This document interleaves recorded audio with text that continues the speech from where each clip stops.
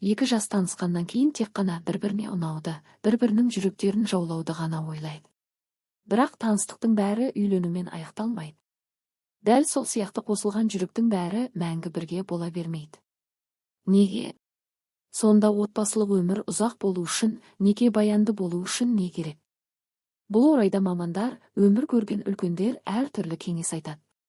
Бірі сүйіспеншілік десе, енді бірі кешірімшіл болуға кеңес береді. Сабыр мен түсіністік отбасыны сақтайды дейді үшінші біреу. Бүгінде бұл сұрақтың жауабын іздеп психологқа да, балгерге де жүгініп жүргендер көп.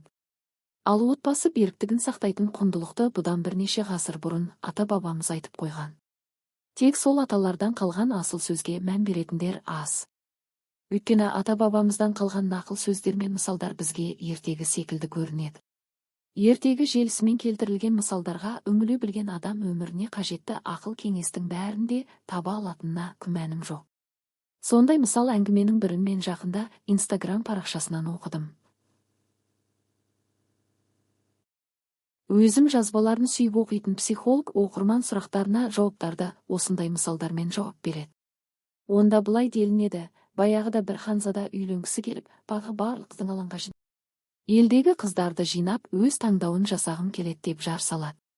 Хан сарайында күтуші болып қызмет ететін, жалғызбасты әйелдің қызы анасына, ханзаданың сымбаты мен ақылдылығына көптен бері қызығып жүргенін, оны іштей жақсы көретінін, алаңға барып, өз бағын сынағысы келетінін айтты. Қызына қарап, байғұс әйел не жыларын, не күлерін білмей: жаным-ау, ханзада сені не қылсын, не асқан сұлулығың жоқ, не байдың да қызы емессің. Ол жерге келген қыздармен таласа алмайсың ғой. Бекерге жүрегіңді ауыртасың. Үйде отыра берші, ол сенің теңін емес деп қызына қилады. Анашым, ең болмағанда ханзаданың қасында тұрып, жақыннан өз көзіммен бір көрейінші деп күтуші қыз патшалықтан жиналған сұлуда, сымбатты мыңдаған қыздың бірі болып алаңға барады. Ханзада жиналған барлық қызға бір-бір талдан гүлдің тұқымын өз қолымен таратып береді. Қымбатты сұлулар, бұл дән алыс, шетелден әкелінген ерекше гүлдің тұқымы 3 айдың көлемінде кімнің гүлі ең биік болып өссе, сол қызға үйленемін деп өз шартын айтады. Күтуші қызы ерекше толқыныспен дәнді үйіне әкеліп құмыраға егеді. Елдегі мықты деген бағбандардан кеңес алып, гүлінің өсуін баппен қадағалайды. Күннің көп бөлігін құмыраға егілген гүлдің қасында өткізеді. Өкініштісі, не жасаса да тұқым тіпті бір жапырақ болып та қылаң бермейді. Тұқым өнбейді. Қыздың үміті күннен күнге өле береді. Арада 3 ай уақыт өтіп, межелі күн жақындайды. Хан сарайының алдына құмырадағы гүлдерін құшақтаған қыздар жиналады. Барлық қыздың қолында қызылды жасылды жайқалған, гүл ашқан әдемі гүлдер көздің жауын алады. Күтушінің қызы ғана гүлі жоқ құмырамен келеді. Бірінен бірі өткен әдемі құмыралардағы ерекше гүлдерге қызыға қараған күтушінің қызы іштей маған өнбейтін тұқым түскен екен.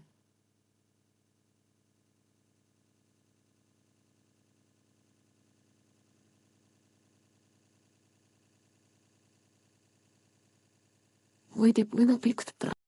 Барлық үміткерлердің гүлдерін тексеріп келе жатқан ханзада күтушінің бос құмырасына қарап күлімсірейді де ары қарай өтіп кетеді.